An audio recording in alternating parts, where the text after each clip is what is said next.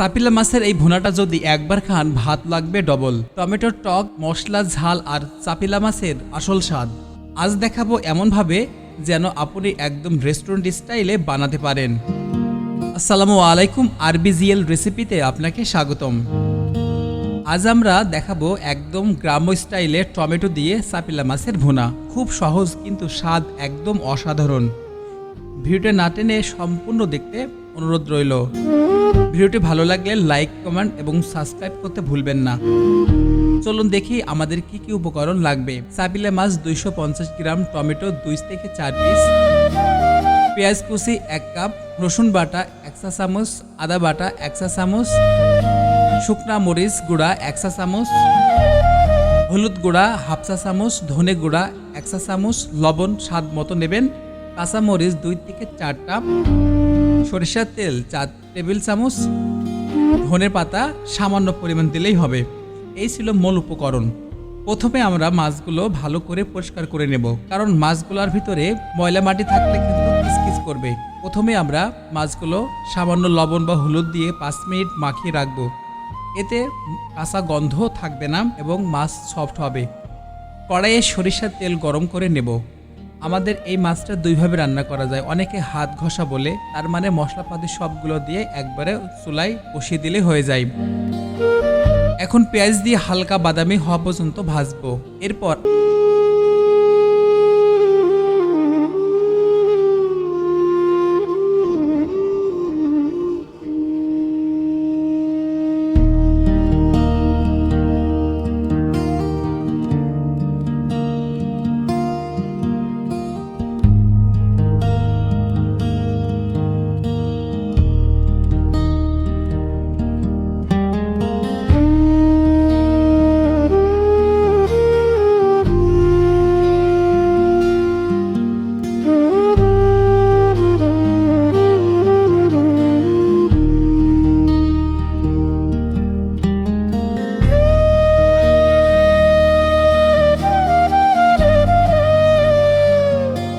আদা রসুন বাটা দিয়ে ভালো করে কষাবো।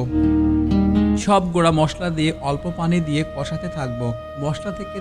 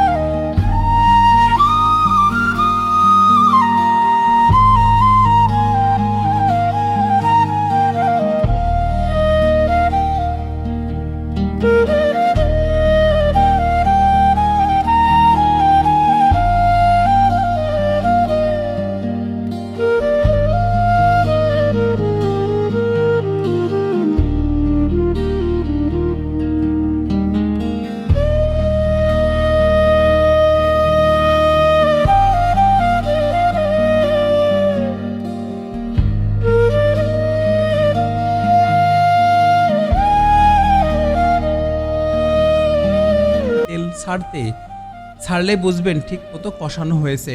এখন টমেটো দিয়ে নরম হওয়া পর্যন্ত রান্না করব।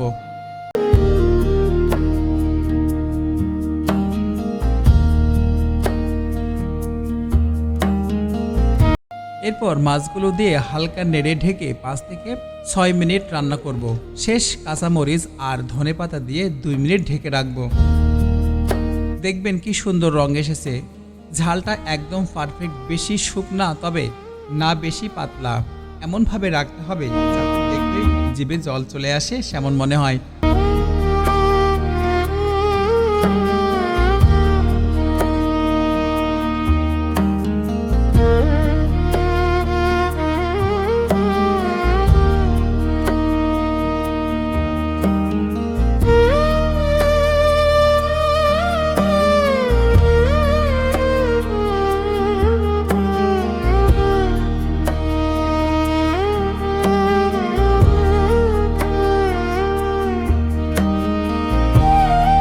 একবার খেয়ে দেখি না কতটা পারফেক্ট হয়েছে। উপ, টমেটোর টক আর মাছের স্বাদ একদম অন্য লেভেলের হয়েছে।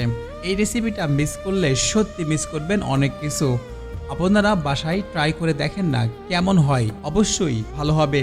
আজকে আর কথা না বাড়িয়ে এখানে শেষ করছি, তবে যাবার বেলায় আরেকটু কথা বলে যাই। আপনারা কোন ধরনের রেসিপি দেখতে বেশি পছন্দ করেন, খেতে ভালোবাসেন, সেটা রান্না হতে পারে, রেসিপি হতে পারে, অন্যান্য যেমন নাস্তা হতে পারে, আপনারা কমেন্টে আমাদের জানাবেন। সেই ধরনের রাস্তা নিয়ে আমি আরবিজিএল রেসিপি থেকে আবারও ফিরে আসবো। ততক্ষণ পর্যন্ত ভালো থাকবেন, সুস্থ থাকবেন।